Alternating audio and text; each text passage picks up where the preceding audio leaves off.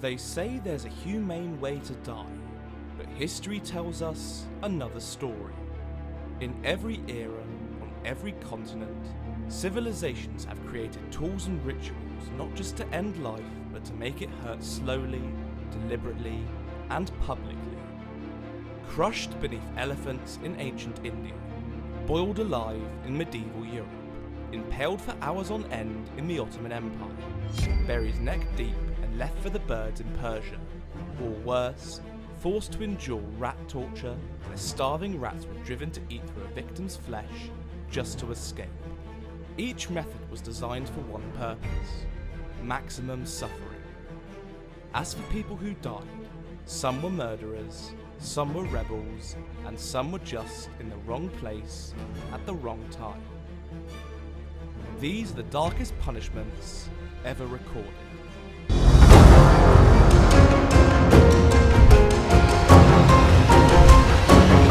Welcome to Unveiled History.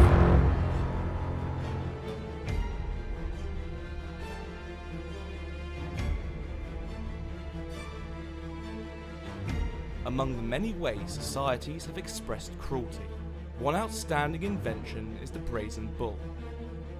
It is an ancient Greek invention, made of bronze meticulously sculpted and polished to shine like gold and shaped into the form of a life-sized bull.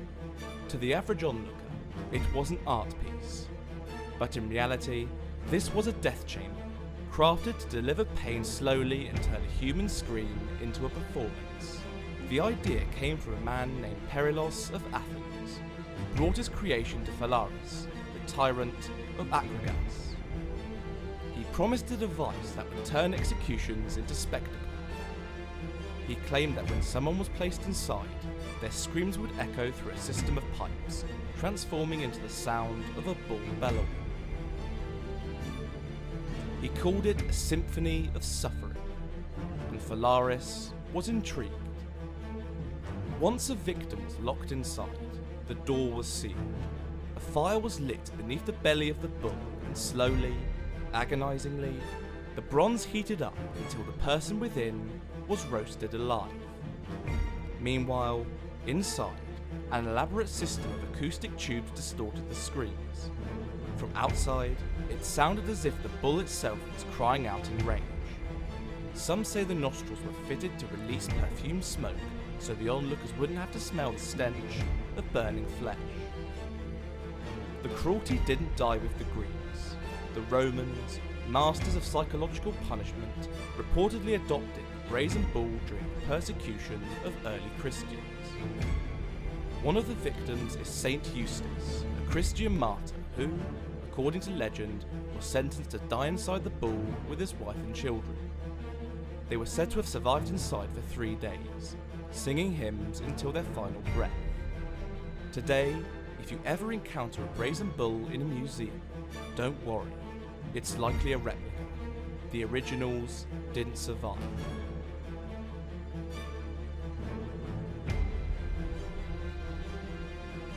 In ancient Israelite law, 36 crimes carried the punishment of death, but some carried a punishment far more terrifying than execution. For crimes like incest or adultery with a priest's daughter, the sentence was death by burning. But not the burning you're thinking of. The execution began with strangulation. A soft rope, held by 2 witnesses, would tighten until the lungs begged for air. And that's when the fire came. The molten lead would be poured directly down the throat. It boiled from the inside, rupturing the stomach, scorching the lungs, and searing the throat shut. But this wasn't the worst part. The real killer was the steam, a sudden, violent expansion of vapor that cooked the lungs from the inside out. According to legend, Marcus Licinius Crassus, the richest man in Rome, died this way. Captured by the Parthians, they poured molten gold down his throat. They thought it was a fitting end for a man consumed by greed. This method was passed through empires, tribes, and inquisitions.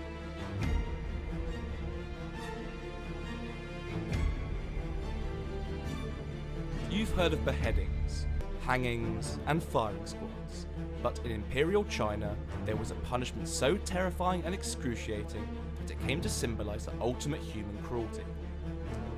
It was called Ling Chi, otherwise known as the death by 1,000 cuts. For nearly 1,000 years, Ling Chi was practiced as a message, a public warning that betrayal, treason, or defiance of the emperor would not only cost you your life, but would shatter your body, one slice at a time. The condemned would be tied to a post in the centre of a crowd, exposed, humiliated, and waiting. You would think that the executioner was a butcher, but he wasn't. He was trained, respected, feared.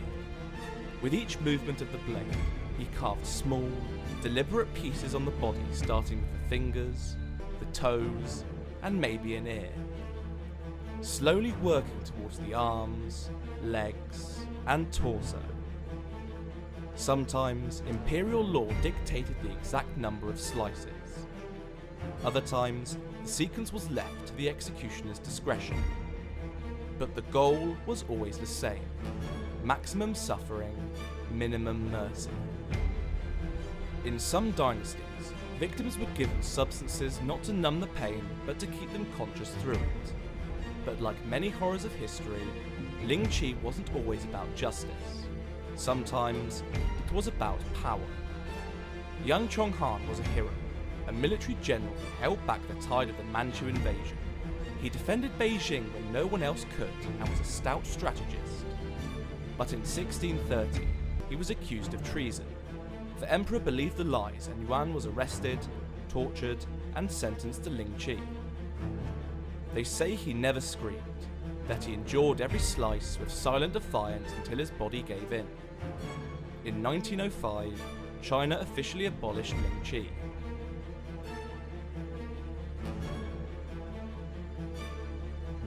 Today, getting the sack might mean losing your job, but in ancient Rome, it meant losing your life in the most bizarre, beast-filled way imaginable. For those who committed the ultimate betrayal of parricide, which is the killing of one's own father or mother, Rome had a punishment for them. It was called the Poena Culli, the penalty of the sack. The condemned would be beaten and sewn into a leather sack with a snake, a monkey, a dog, and a chicken. And then they were thrown into the sea. Why animals? Each one carried a symbolic curse. The dog for betrayal, the monkey for madness, the chicken for cowardice, and the snake for treachery in the blood. Rome believed parricide was an affront not just to family, but to the gods, the state, and nature itself. So they didn't just kill the criminal, they made him suffer.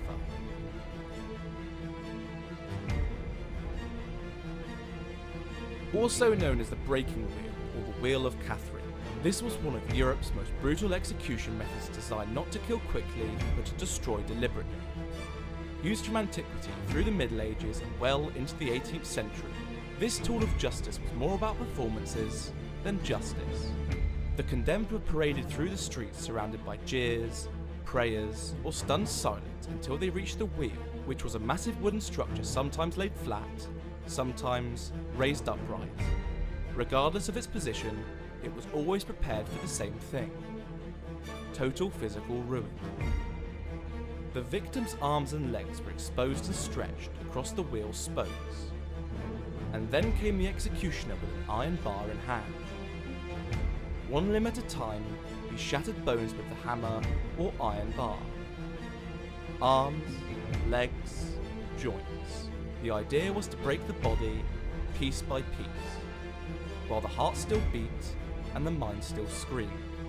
In some regions, the wheel was rotated over a beam, grinding the victim's body into itself. Others were left to suffer for hours, even days, bleeding, groaning, and slowly dying in public view. When it was over, the wheel became a gallows. The shattered corpse was hoisted into the air with the limbs twisted like branches, left to rot in the sun. Yet the wheel also became a symbol of faith. According to legend, St. Catherine of Alexandria was sentenced to die by the wheel for refusing to renounce her Christianity. But when she touched it, the wheel shattered, so they beheaded her instead. and so the breaking wheel gained a second name, the Wheel of Catherine. By the 1800s, the wheel had vanished from most of Europe.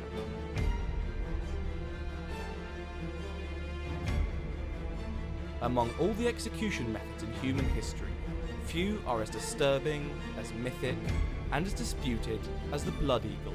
This alleged Viking ritual was about humiliation, terror, and the unmaking of a man. According to Norse tales, the condemned, often a rival king or a betrayer, was first placed face down, prone, and powerless. Then came the blade. The executioner would slice open the back and sever the ribs from the spine, one by one.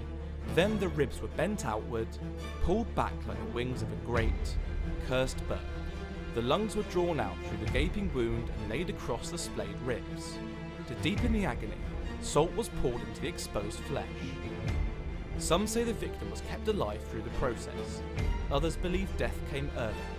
But one thing is certain, the sight was meant to break the will of those who opposed them.